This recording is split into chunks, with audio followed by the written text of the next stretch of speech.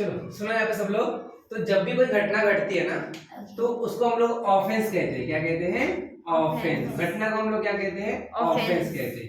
तो ये जब भी कोई घटना घटेगी, कोई भी ऑफेंस होगा ना, तो उसका रिपोर्ट दो पार्ट में लिखा जाता है। जैसे कि एक एफआईआर होता है और दूसरा होता है एनसीआर।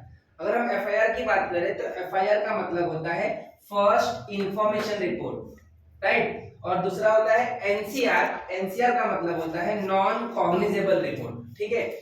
अब ये जो एफआईआर होता है ना, पुलिस आपकी एफआईआर कब लिखेगी?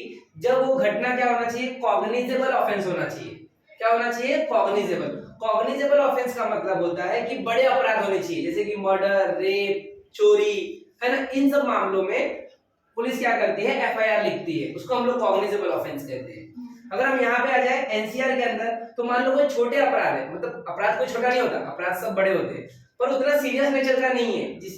जैसे कि 504, 506, 300, किसी ने किसी को धक्का मार दिया, पंच मार दिया, जान से मार दूंगा, ऐसी धमकी दे रहा है, तो इस सब मामलों में पुलिस क्या करती है?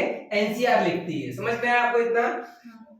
तीसरा क्या है यहाँ पे देखो कि एफआईआर के केस में क्या होगा? जैसे ही पुलिस ने एफआईआर लिख दिया तो आपको बिना अरेस्ट वारंट के भी पुलिस अरेस्ट कर सकती है एफआईआर के केस में। लेकिन एनसीआर के केस में अगर एनसी लिख दिया तो पुलिस आपको अरेस्ट नहीं करेगी।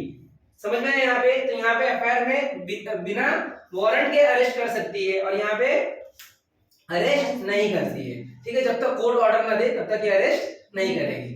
अगर एफआईआर लिखा गया है तो जैसे ही एफआईआर लिखी जाएगी ना, उसके फटाक से विदिन एफआईआर लिखने के बाद से इन्वेस्टिगेशन स्टार्ट कर देता है पुलिस। लेकिन एनसी लिखने के बाद पुलिस इन्वेस्टिगेशन नहीं करता है जब तक कि कोर्ट से ऑर्डर ना मिले। तो ये दोनों में फर्क होता है एफआईआर और एनसीआर। अगर जानकारी अच्छी लगी हो तो लाइक करें, शेयर करें, सब्सक्राइब करें।